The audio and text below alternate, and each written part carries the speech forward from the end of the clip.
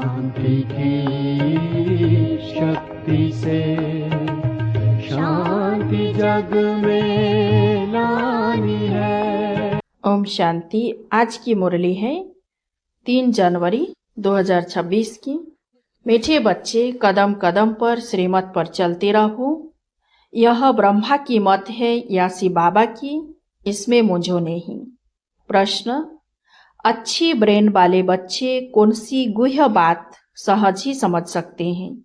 उत्तर: ब्रह्मा बाबा समझा रहे हैं या शिव बाबा, यह बात अच्छी ब्रेन वाले सहज ही समझ लेंगे। कई तो इसमें ही मूंझ जाते हैं। बाबा कहते बच्चे बाप दादा दोनों इकट्ठे हैं, तो मूंझो नहीं। श्रीमत समझकर चलते रहो। ब्रह्मा की मत का रिस्पॉन्सिबल भी शिव बाबा है।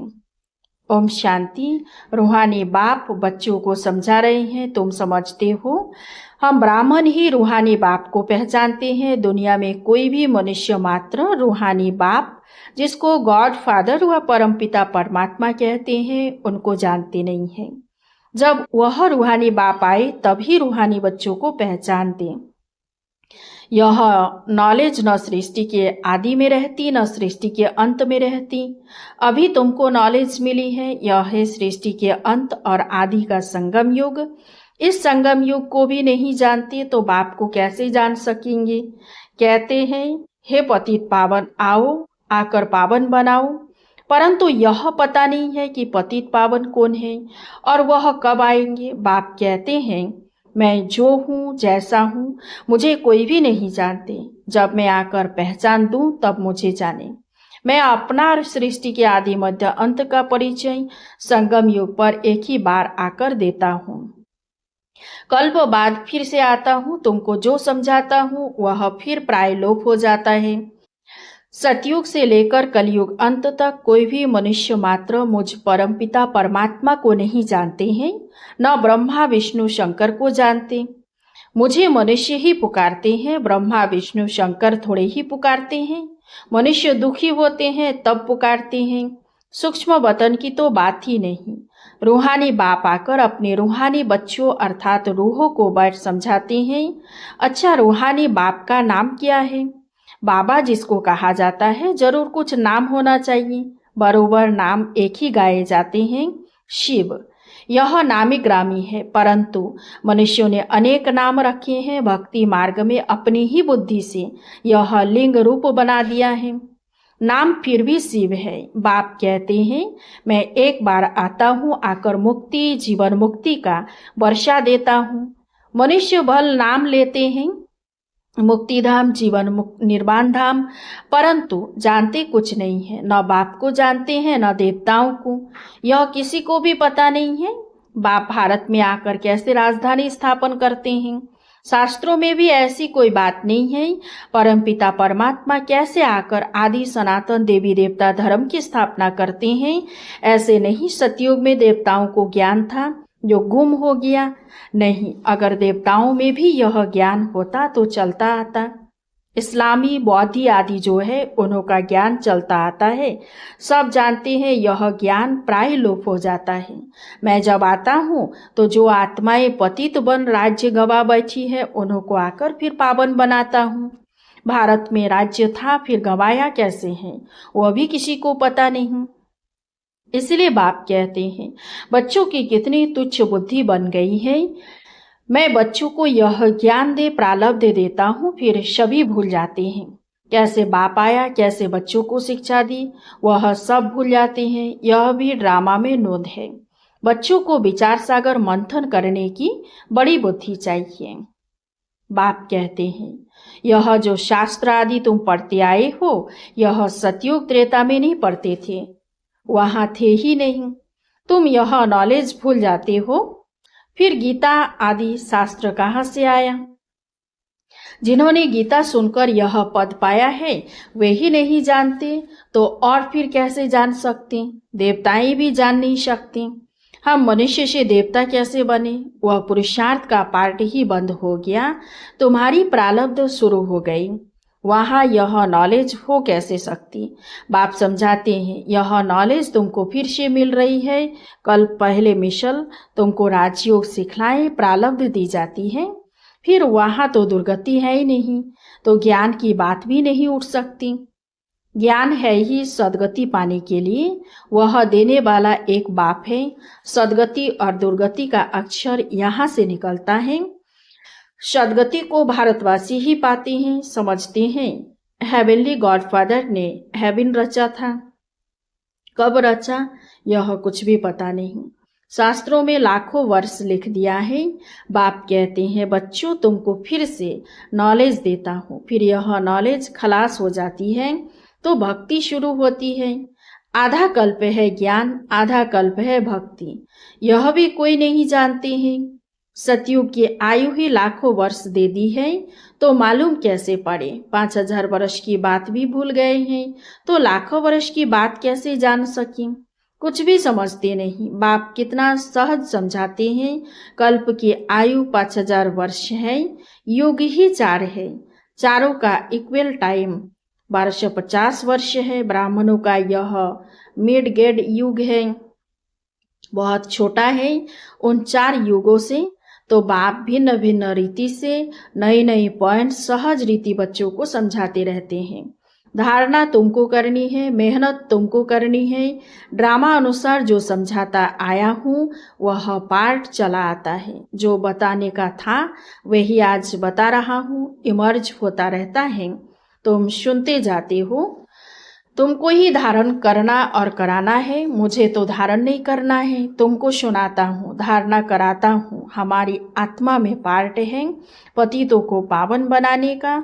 जो कल पहले समझाया था वही निकलता रहता है। मैं पहले से जानता नहीं था कि क्या सुनाऊंगा। भल इनकी सोल विचार सागर मंथन करती हो, यह विचार सागर मंथन कर सुनाते या बाबा सुनाते हैं, यह बड़ी गुह्य बातें हैं। इसमें ब्रेन बड़ी अच्छी चाहिए। जो सर्विस में तत्पर होंगे उनका ही विचार सागर मंथन चलता होगा। वास्तव में कन्याएं बंधन मुक्त होती है, वह इस रूहानी पढ़ाई में लग जाएं। बंधन तो कोई है ही नहीं, कुमारियां अच्छा उठा सकती हैं, उनको ही पढ़ना और पढ़ाना, उनको कमाई करने की दरकार नहीं। कुमारी अगर अच्छी रीति से यह नॉलेज समझ जाए तो सबसे अच्छी है। सेंसिबल होगी तो बस इस रूहानी कमाई में लग जाएगी। कई तो शौक से लौकिक पढ़ाई पढ़ती रहती हैं, समझाया जाता है, इससे कोई फायदा नहीं। तुम यह रूहानी पढ़ाई पढ़कर सर्विस में लग जाओ।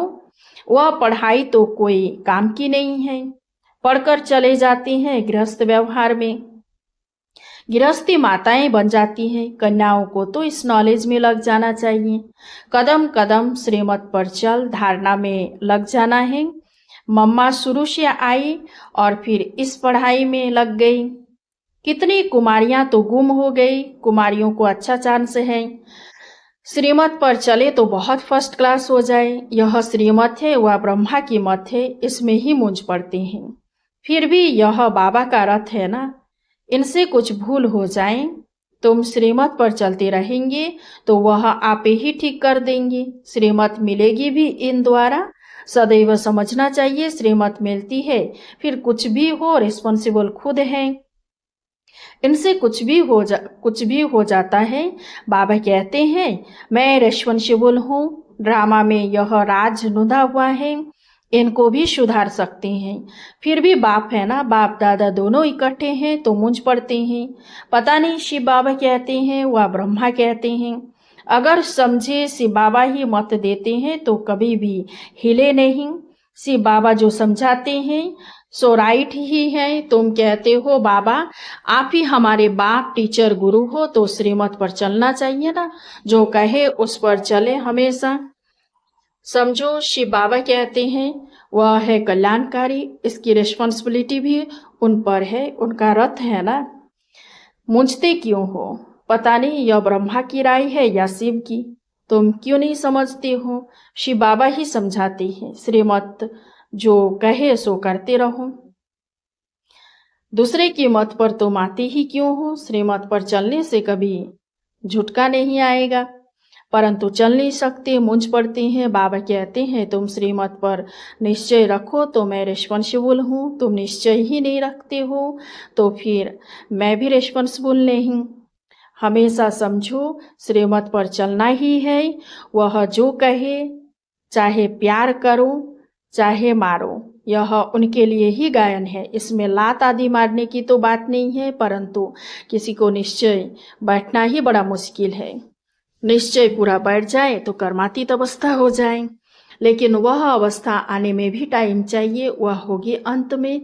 इसमें निश्चय बड़ा अडोल चाहिए। शिव बाबा से तो कभी कोई भूल हो न सके, इनसे हो सकती है, यह दोनों है इकट्ठे, परंतु तुमको निश्चय भी रखना है। शिव बाबा समझाते हैं उस पर हमको चलना पड़े तो बाबा की श्रीमत समझकर चलती चलो, तो उल्टा भी सुलटा हो जाएगा।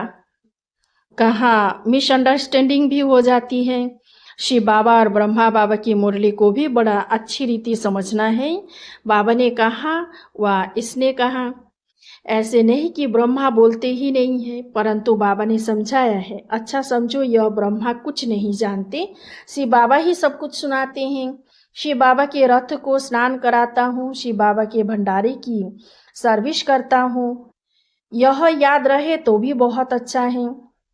शिव बाबा की याद में रहते कुछ भी करे तो बहुतों से दिखे जा सकते हैं। मुख्य बात है ही शिव बाबा के याद की, अल्फ और बे, बाकी है डिटेल में। बाप जो समझाते हैं उस पर अटेंशन देना है।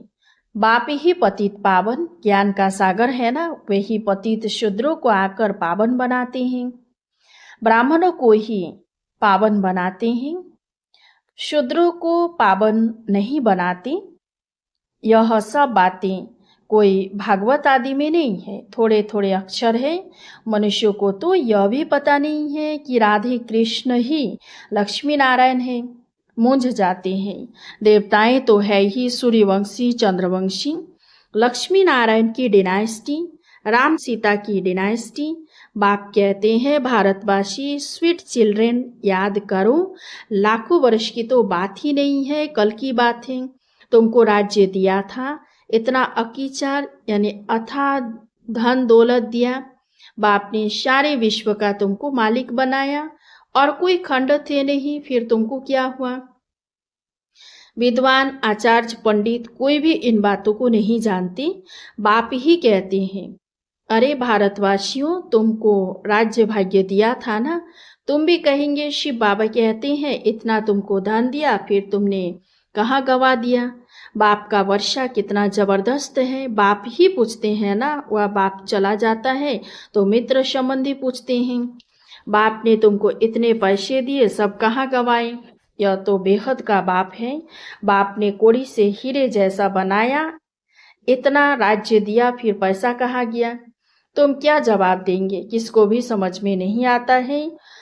तुम समझते हो? बाबा पूछते ठीक है, इतने कंगाल कैसे बने हो? पहले सब कुछ सतो प्रधान था, फिर कला कम होती गई तो सब कुछ कम होता गया। सतयुग में तो सतो प्रधान थे, लक्ष्मी नारायण का राज्य था। राधे कृष्ण से लक्ष्मी नारायण का नाम जास्ती है, उन्होंने कोई ग्लानि नहीं लिखी है और सबके लिए निंदा लिखी है। लक्ष्मी नारायण के राज्य में कोई दैत्य आदि नहीं बताते हैं। तो यह बातें समझने की है। बाबा ज्ञान धन से झोली भर रहे हैं। बाप कहते हैं बच्चे इस माया से खबरदार रहो। अच्छा, मीठे मीठे सिकेलधे बच्चों प्रति माता पिता बाप दादा का याद प्यार और गुड मॉर्निंग।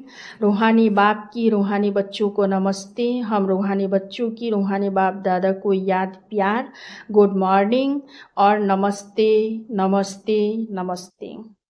धारणा के लिए मुख्य सार। 1 नंबर, सेंसिबल वन, सच्ची सेवा में लग जाना है। जवाबदार एक बाप है, इसलिए श्रीमत में संशय नहीं उठाना है, निश्चय में अडोल रहना है।